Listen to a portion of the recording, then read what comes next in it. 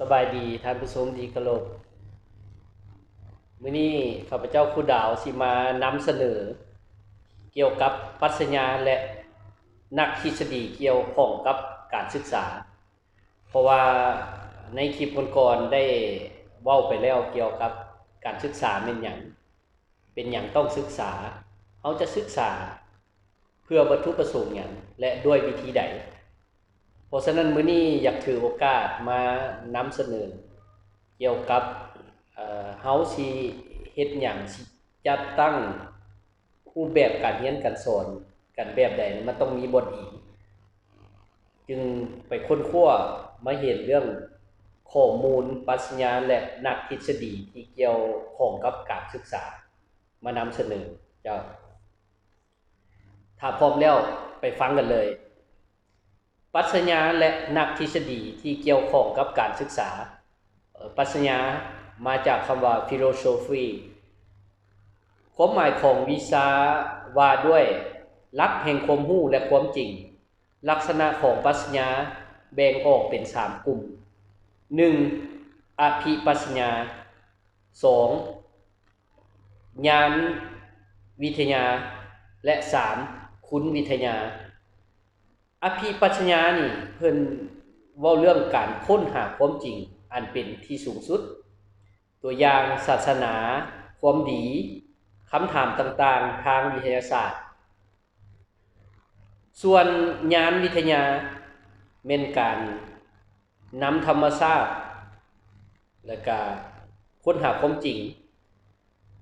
ส่วนคำว่าตรรกวิทยานั่นคือกฎเกณฑ์มาจากเหตุและผลวิเคราะห์ปัญหาทางการศึกษาอย่างฉลาดคุณวิทยานี่เว้าเรื่องคุณค่าและค่านิยมปรัชญาการศึกษาเฉพาะจะมีออกดังนี้อันที่1แม่นสารัฐนิยมซึ่งจะเน้นเรื่องครูและก็เนื้อหาของการสอนอันที่2นิรันตนิยมความรู้อันเป็นนิรันดร3พิพัฒ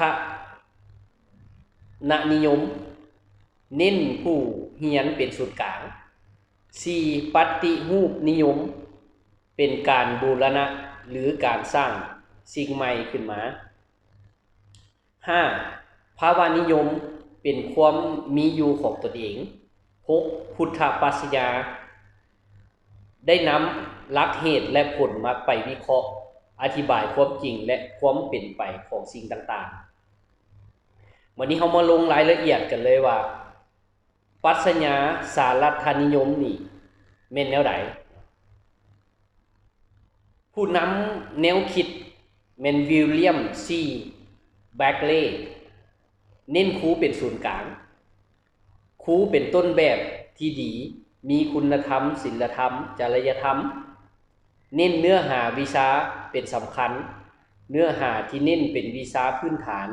อนุรักษ์ความเชื่อทัศนคติและค่านิยมนักเรียนต้องปฏิบัติตามมีความคิดริเริ่มจื้อจำรับฟัง2ปรัชญานิรันตนิยมสิ่งที่คงที่ถาวรบ่เปลี่ยนแปลงผู้นำแนวคิดอริสโตเติลเอส ที โทมัสแล้วก็แอควานัสซึ่ง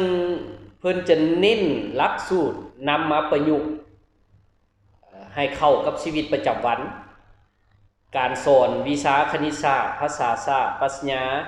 และวรรณคดีผู้สอนและผู้เรียนมีบทบาทเท่ากัน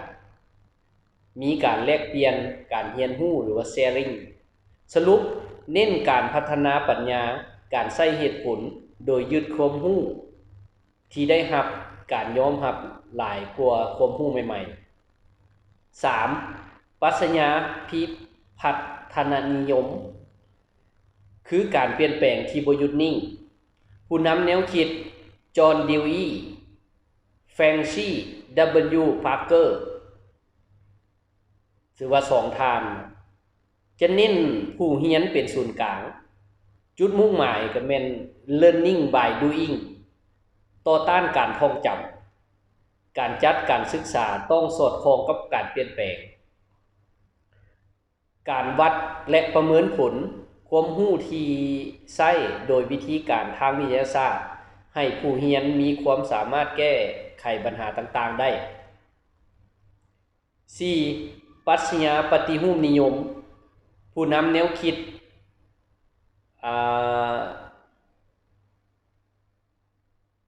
จีเกเอสเคิร์กเน้นปัญหาเป็นศูนย์กลางจุดมุ่งหมายสามารถปฏิบัติและปฏิรูปสังคมให้ดีขึ้นให้ผู้เรียนรู้ด้วยตนเองและลงมือหลักสูตรยึดอนาคตเป็นศูนย์กลางเน้นนักวิชาสังคมศึกษาครูสอนขบวนการแบบประชาธิปไตยด้วยวิธีการ3อย่างเป็นเครื่องมือเช่นวิธีการทางวิทยาศาสตร์วิธีโครงการและวิธีการแก้ปัญหา 5. ปรัชญาภาวะนิยมผู้นำแนวคิดซีเลนเคิร์กาฟเน้นความมีเสรีภาพความรู้สึกรับผิดชอบและการเลือกตัดสินใจจุดมุ่งหมายมุ่งให้ผู้เรียนได้ค้นพบและรู้จักตนเองสรุปให้รู้จักในเรื่องส่วนตัวของแต่ละบุคคล 6. ปรัชญาพุทธนิยมการศึกษาเพื่อให้เข้าใจความจริงเข้าใจความหมายของชีวิตผู้นำแนวคิดศาสตราจารย์ดร.ซาโรสบัวศรีนำแนวทางของอริยสัจ4เช่น 1. ทุกข์ความบ่สบายกายสบายใจอันนี้เป็นผล 2. สมุทัยสาเหตุของทุกข์อันนี้เป็นเหตุ 3. นิโรธความดับทุกข์เป็นผล 4. มรรคมีข้อปฏิบัติให้ถึงความดับทุกข์เป็นเหตุวิธีการแก้ไขปัญหาด้วยวิทยาศาสตร์ 1. การกำหนดปัญหา 2. การตั้งสมมุติฐาน 3. ทดลองและเก็บข้อมูล 4. การวิเคราะห์ข้อมูลและสรุปผลอันนั้นเป็นปรัชญาต่างๆที่เพิ่นใช้กับเวียกงานการศึกษาวันนี้เฮามาลงลึกแนวคิดทฤษฎีทางการศึกษาที่สำคัญผู้ที่1จอห์นเดวีแม้นจะเน้นเรื่องเปิดโอกาสให้ผู้เรียนได้ตัดสินใจด้วยตนเองผู้สอนมีหน้าที่ช่วยเหลือให้คำปรึกษา learning by doing ผู้ที่2 B.F. Skinner เน้นการเรียนรู้แบบการกระทำการเสริมแรงทางบวกเช่นการให้รางวัลการโยกโยสมเสยมีการเสริมแรงทางลบเช่นการลงโทษการให้ด่าต่อไปเจนแจ็คลูโชคนฝรั่งเนาะนี่เนาะการให้การศึกษากับเด็กโดยต้องทำความเข้าใจกับธรรมชาติของเด็กก่อนเขาเจ้าเปรียบเด็กเป็นผ้าขาวต่อไปเอ็ดวาร์ดเอลโทนดิก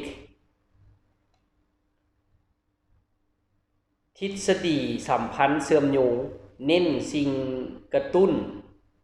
สิ่งยั่วเพื่อตอบสนองสมองโดยมีกฎแห่งการเรียนรู้3กฎ 1. กฎของการฝึกแอบและการเฮ็ดซ้ำๆ 2. กฎแห่งผลการให้รางวัลความสมหวังส่งเสริมการแสดงนั่น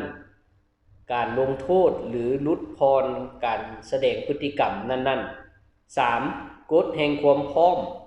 คือความพร้อมทางร่างกายเพื่อแสดงพฤติกรรมนั่นออกมาต่อไปเฟเดริกฟอร์เบลบิดาของอนุบาลศึกษา เพิ่นจะเน้นเรื่องการเรียนปนเล่นต่อไปจอห์นฮันเฮอร์ลิกส์เพรสเตโรชี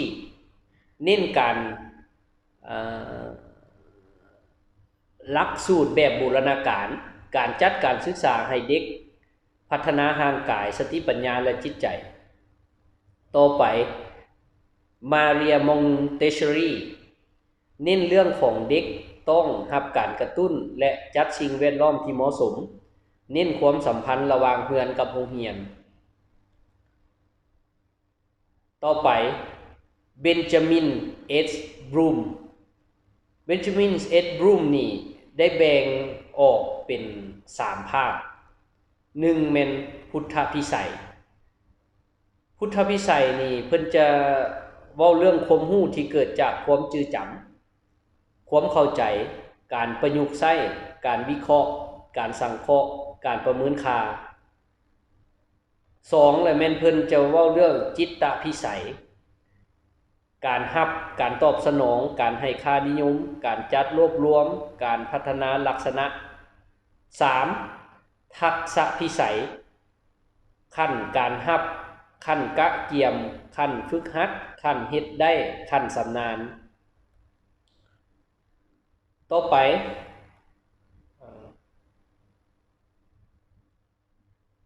โรเบิร์ตการ์ดนี่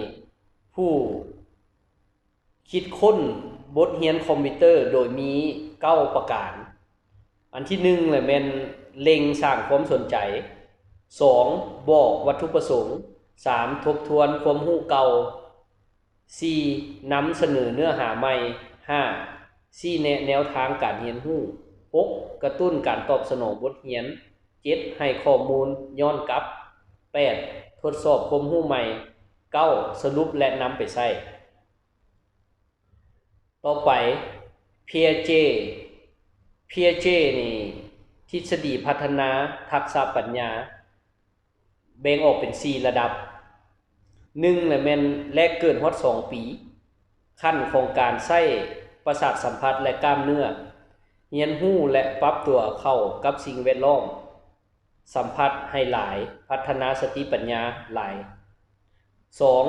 2ในวัยอายุ2ปีหา6ปีขั้นกะเกี่ยมความคิดที่มีเหตุผลการคิดก่อนปฏิบัติพัฒนาทางภาษาดีขึ้นสามารถเว้าได้เป็นประโยคแต่เด็กยังบ่สามารถใช้สติปัญญาได้อย่างเต็มที่3เด็กในวัย7-12ปีตัดสินปัญหาต่างๆได้ดีขึ้นลักษณะของเด็กวัยนี้คือสามารถสร้างจินตนาการเริ่มเข้าใจมีความสามารถในการคิดเปรียบเทียบจัดสิ่งแวดล้อมเป็นหมวดหมู่ได้ความสามารถในการเรียงลำดับคิดย้อนกลับไปมาได้4 12ปีขึ้นไปคิดแบบมีเหตุผลเป็นนามธรรมคิดแบบผู้ใหญ่ได้เป็นตัวของตัวเองต้องการอิสระบ่ยึดตนเป็นศูนย์กลางต่อไปบรูเนอร์ได้แบ่งโครงสร้างทางสติปัญญาเป็น3ขั้นอันที่1แม่นแรกเกิดฮอด2ปีเน้นเรื่องของการสัมผัสจับต้องด้วยมือ2การเบิ่งเห็นเน้นบัดคำเน้นภาพนิ่ง3การคิดเชิงเหตุผลและเข้าใจและคิดในเชิงนามธรรมอันนั้นก็เป็นข้อมูลทางด้านปรัชญาและทฤษฎีของการศึกษาที่ว่าหลายๆประเทศในทั่วโลกเพิ่นก็เอามาปรับใช้ในการจัดระบบหลักสูตรการเรียนการสอนให้แต่ละโรงเรียนให้นักเรียนทั้งเบิดนั่นก็เป็นข้อมูลข้าพเจ้าคิดว่ามันเป็นข้อมูลที่สำคัญและจำเป็นโดยเฉพาะแม่นครูบุคลากรการศึกษาต้องได้เรียนรู้เกี่ยวกับแนวทางนี้เพื่อเฮ็ดแนวใดเวลาเฮาสอนเฮามีปรัชญามีทฤษฎีเป็นบทอิงเฮาสิสามารถจัดเรื่อง activity ในการสอนแล้วก็ creativity thinking ให้เด็กมีกิจกรรมดีๆให้เด็กได้มีความคิดสร้างสรรค์ข้าพเจ้าขอนำเสนอประมาณนั้นแหละโอกาสหน้า สิเอาเนื้อหาดีๆเกี่ยวกับความรู้เกี่ยวกับการศึกษามานำเสนอตื่มเป็นขั้นต่อไปขอขอบใจ